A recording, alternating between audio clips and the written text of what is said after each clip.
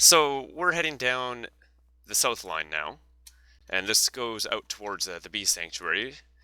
And on the way there, we get to the first roundabout that we ever created in this world. This And it's roundabout right different. here. Now, if you remember, long time ago, this originally had three exits and entrances to it, three Ausfahrts, as the GPS kept calling it in Germany. 1, 2, and 3. However, during the open house, we added this fourth one, which goes up the hill to a passenger station, a makeshift passenger station for the bee sanctuary. It doesn't actually stop here, but that was the plan. That's We where the started the passenger trains go. process. Yeah. Oh, look, there's the sun. And we actually recorded a bit of actually adding this fourth leg. So, hey guys, we're back at forest. We're not at forestry. And fail. We are at the bee sanctuary over at the honeycomb We shaped are. building, and this is the original roundabout that we created on the server. So it looks a bit different because Warp decided to go modernization a bit here, modernization mode. Well, I was gonna do some landfill and terraforming, but whatever. Yeah, okay. Yeah, that would work there too. You can get to that later. But this way Yes. goes back to town. This way goes farther down the south line, not blocked yet, and this goes into the bee sanctuary service trains. And we do have a passenger train on the line right now. Not really. It's at present it's just going around the roundabout and going back to town. I do have the routing table here for that passenger train. But as you can see, there's no switch there. But we just... I can fix this. Yes, fix that, please. Because we just finished blocking out this entire line all the way up to our passenger station for bees. Yay! Did not look like you were aiming I there. fixed it. Yay, it's fixed. Yay! So now what's going to happen is service trains will still go down into our service station here. And passenger trains are going to go up to the passenger station. All the way up in this tent.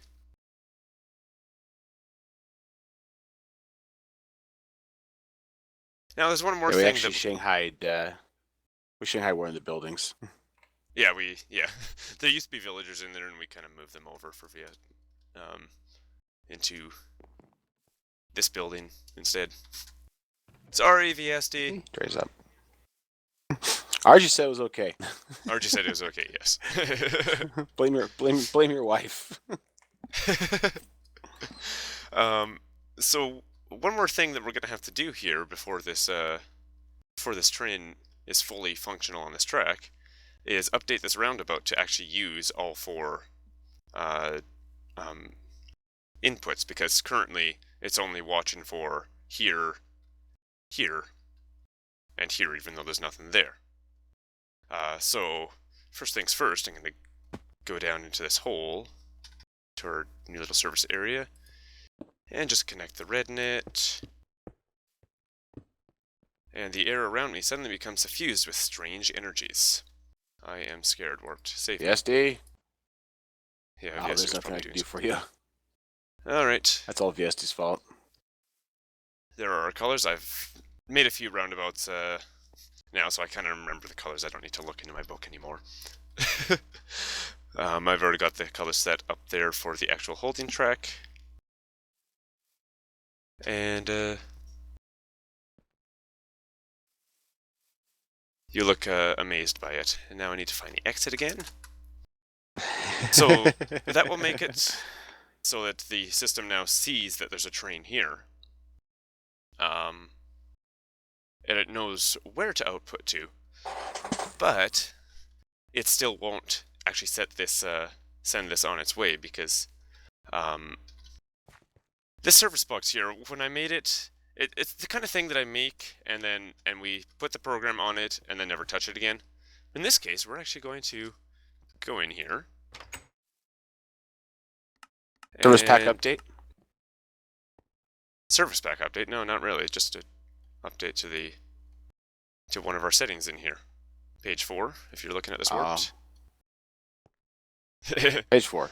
Page 4, yep. Next. Page 4. The count here, currently we have it only counting for 3 inputs. Now we have 4. So Yay! set that, and That's then actually when a going train... to understand there's 4 basically points it can output to. Yeah, or input from. Is really what that is. For anybody who hasn't seen all the details, the system we have set up here is a roundabout, a round-robin roundabout. So whenever any train pulls into the monitored area, which is basically 8 blocks leading into it, it'll actually start going in order in a round-robin to let trains through the intersection. Go back and watch the last videos. We explain things a little better. So that train, is about that. And a train should Yeah, be now coming the through system's here up soon. and running. Yeah. Let's just wait for a train. We can actually test the we can actually test the train out, make sure the passenger train actually comes through proper, which would be kind of nice. Which it should, and you'd hope it'd work. Yeah.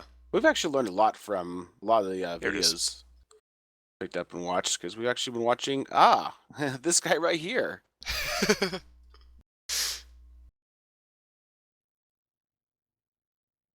The one, the only forecaster. Hello. How you doing, forecaster? Okay, did I break something? We actually stole him and have him come out and hang out with us here. You know what, I forgot to set... And Doc says... The forecaster was kind enough to actually join us for the month of gaming and open house we've had for our server, and he's actually got some wonderful tutorials on Railcraft that really helped us out, kind of get our bearings on Railcraft and how to use it. And as you guys know from all of the videos we've done, he's gone. We actually have a lot of rail service and whatnot around here. User in your channel timed out. We lost him. Yeah, we scared him off. Sorry, forecaster. User entered your channel. There he goes. Yeah, so I forgot to set the outputs on the relays, but they're all set now. Aha, gotcha. At least he didn't well, there you go. drop while he was in the cart, because that causes glitches. Boy, does it. Yeah. Anything else, Tox? One more thing here. All right.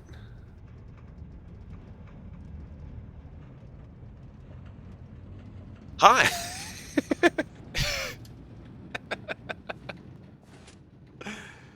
Yes, it's advised to stay off the tracks. Tox. Catch you later. All right. And now, 4 legs. And one of the original legs goes into the station for the bee sanctuary. Trains that are picking stuff up from the bee sanctuary and bringing them back to town go down here to the station here. Now, I can't remember, Tox, if we ever actually showed this area off. I'm not sure. This is nothing. Standard. Yeah, it's nothing real new, which it shouldn't be. It's your typical, trains come in and they get spurred off into one of these pickup lines.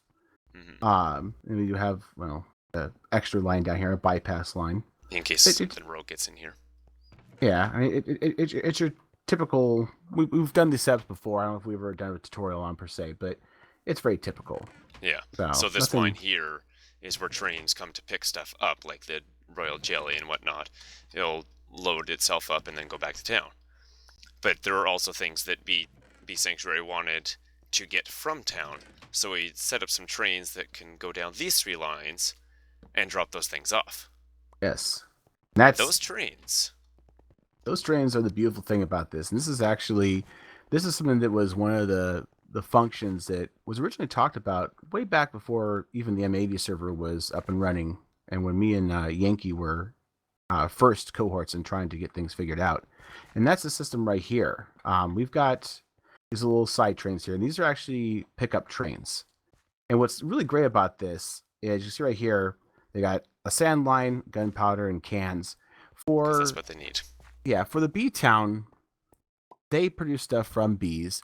And although bees can make a lot of stuff, they wanted to have some fun with supplying sources or services to Hub, which in this case was the rain stopper charges.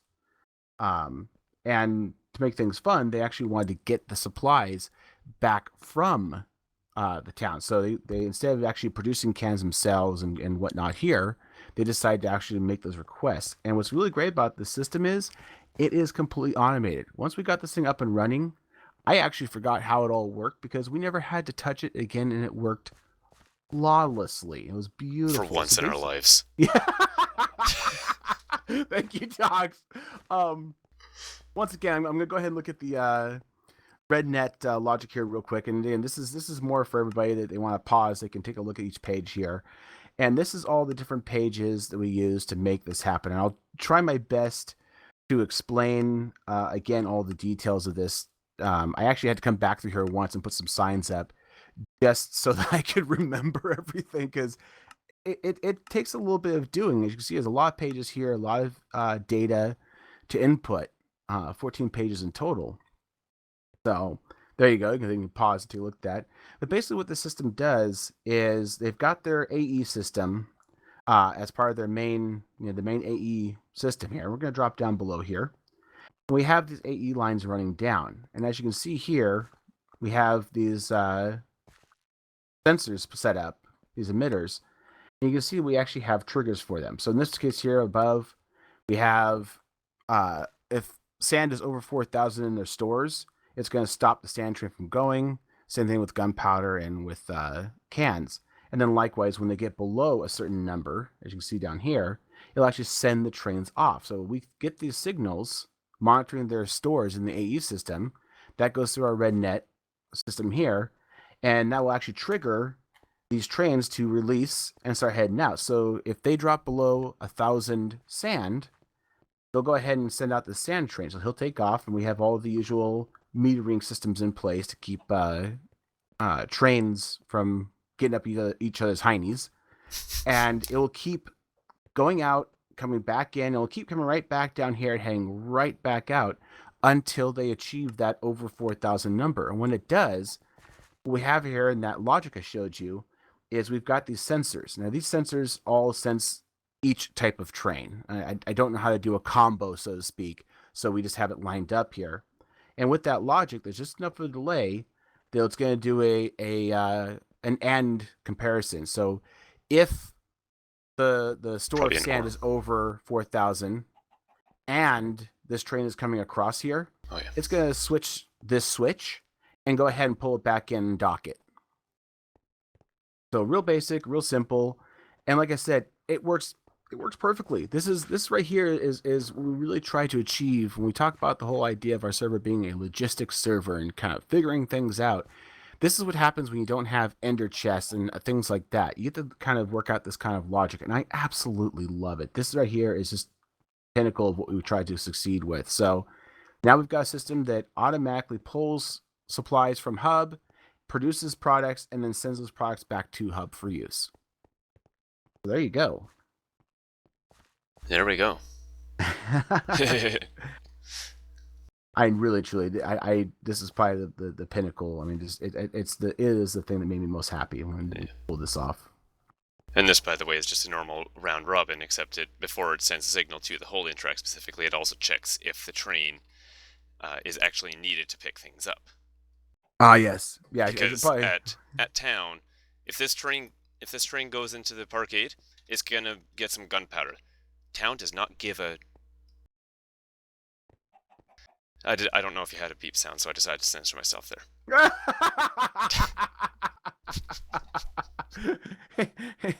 There you go. But yes, Yeah, that all the logic for this entire system, including the little round robin system we have set up, is all inside of this one unit here. That's why there's so many pages. And it sucks Yeah. that this is a little bit special because it does have a round robin. It does do a checksum all the way through. So Yeah. keeping trains out of trains' butts is a harrowing task at best, and I found it to be a lot easier using the red net for simplest sake. But if you do like using Railcraft, definitely definitely stop by that wonderful guest we had being Forecaster. thank you, Forecaster. Yeah. He actually just recently released some new videos around the idea of how to manage trains down the lines. So Yeah. anyways, Anyways, where to next, Tox? let's go down this leg here. Now, this leg here, we actually... Oh, look at this.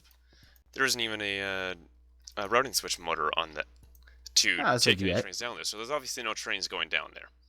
And the reason is that that line is actually not completely finished, but we have some track down there that looks really friggin' cool. So we want to show you. So we'll sit on down there and bring you on back. This line here goes right past my starter home. On train. And at the end, well, almost the end of that last leg of the south line, we come to this hill. And the tracks go round and round, and there's a wisp there. And round. Still can't fly. Still can't fly. I'm blind.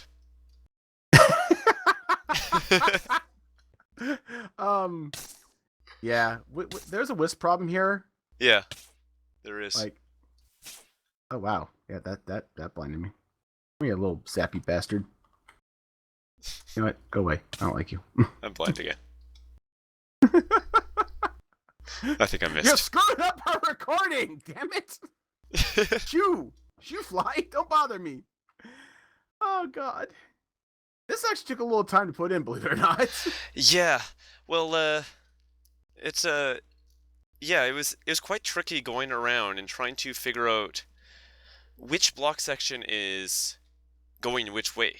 Yeah. So I can put the receivers in the right way. Because when you look at it from a distance, not on that side necessarily, any side, this really. side. Yeah. It's easy to forget you've got twin lines, bi-directional lines going up together. Piss off, blind thing. But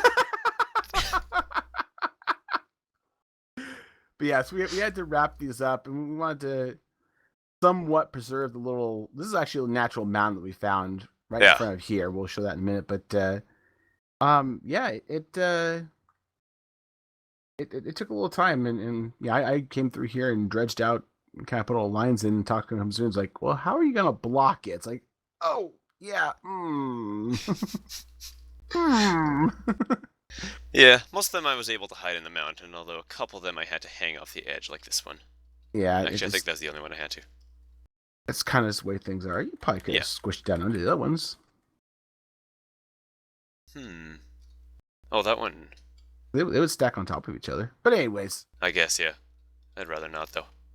So yeah, we're going to come along here. Then we're going to have a big grand arch going into this up here. This is actually going to be a farming town. Again, we have our little remote towns do specific things.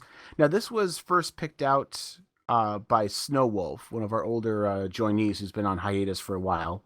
But he was going to pick out this place and start to do a little bit. And then he went on hiatus. And then later we had TCG, that crazy guy, join us. And he decided to pick up the mantle, so to speak, and run with it. So we got this thing all built up here. And he actually set up a sheep farm straight away. So we've got more wool we know what the hell to do with. Oh, I'm going to try to sneak in here without these wisps finding it. Oh, my dear God. I don't see the wisps anymore. Oh, my dear God. Oh, my. I believe a pipe may have busted. I'm pretty sure those are all full. Yeah, they are. Yeah, so like I said, he made a sheep farm that sheep's a lot, and used to be a pipe here, which I'm assuming, like I said, busted because of, you know, too much stuff bouncing around. Make it blow up again. It's always fun. Yeah, so we had actually mapped out everything here, and there's actually going to be 2 areas. So you've got this main area coming in with a look at that roundabout. But the line was going to first.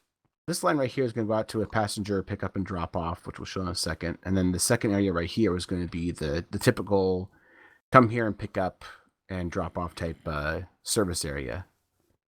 So that's really all there was to it. Nothing too grand. Yeah.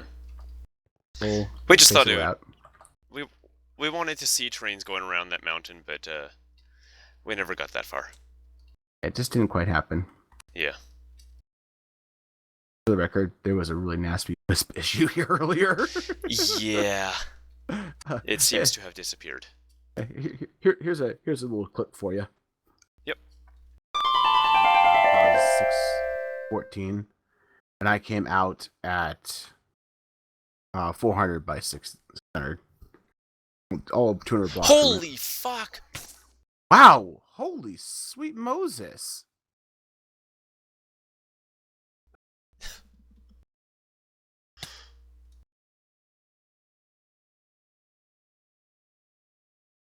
Well, that's a problem. This has happened once before.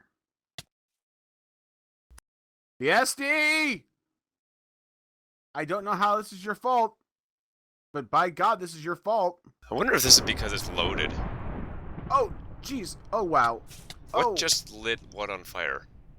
I ran through them, and they tend to start nailing each other. Huh. Yeah, there's some of them that are on fire here. Whoops. I'm trying to understand what. Oh God! Oh, well, oh my God! Are some of them special? Are there special wisps? That is so not okay. Basically, I'm looking for one. Oh, get off my case. Well, you can show them the hill, but man, there's no way. Oh wow, there's like all kinds of zappy at you. Yeah, I was looking for special sprinkles. Holy There's a green one sweet Moses, what in the holy living hell's blazes happened here? Oh, Let's Jesus. not worry too much about it. Oh, they're everywhere. Yeah. Somebody just tried to web me, and I just threw my bread. I mean, they're just everywhere. And I'm blind again. And lightning. Oh, that's just pretty.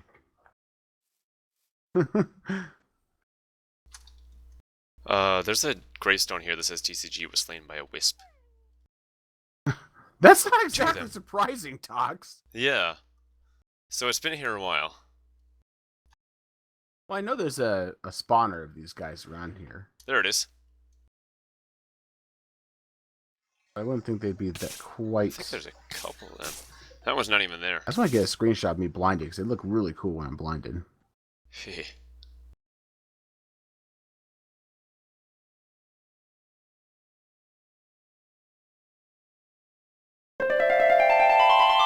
And we're back. And we're Hooray. back. Yeah, it's like What I are we said, back for, though? definitely a wisp issue. So that's happened once before. We actually have a picture of actually happening in Hubtown. I'm not sure what the heck happened. Oh my. I'm gonna go ahead and run back down the south line here, back towards town, and Yeah. actually want to stop off at. Oh yeah. I forgot to put that in my my planning, my outline document here, so I kind of forgot about it. For those of you that kind of caught things from early on here, we actually had a series called Teaching Talks Tech Tuesday. Yeah. That shit And, wasn't on Tuesday originally. That's right. We were gonna move it to Tuesday. Yeah. But So yeah, this was my starting home. When I first joined the server, I didn't want to just start mooching off of the community, the stuff that was already built. Of course, that's kind of what happened anyway. I felt like I had to go off and do my do everything myself, so I tried to figure out everything myself, and here's my little And house. this is the style that happens when you have somebody from vanilla doing modded. Yeah. I thought it looked cool. It looks great. It looks great, man. It really does. A The lot path better is than a bit of a crap funny I used shape, to do. but I was having some fun with Carpenter's Slopes. And this is where we held Teaching Talks Tech, which is originally supposed to be a temporary building until he taught me stuff, and then I could move the stuff down there or something. Yeah. And then he ended up running here. down there. Yeah. Now, there is a new addition here. My original intention with Twin Tree Peaks, which is something like what I called this area here, was this side was kind of more of my residential area, I guess, and that's more of my industrial. So I wanted to play with Tinker's Construct. I started building that was black. It ended up looking like a music note, especially on the map. Oh. And I'm alright with that because I love music. And this is a Tinker's Construct drawbridge here, so it's just kind of wide open and grassy in here. Very cool. And this was, again, just a random thing that I've never really showed off. All right. And there are a couple more things back in town that we would like to show off.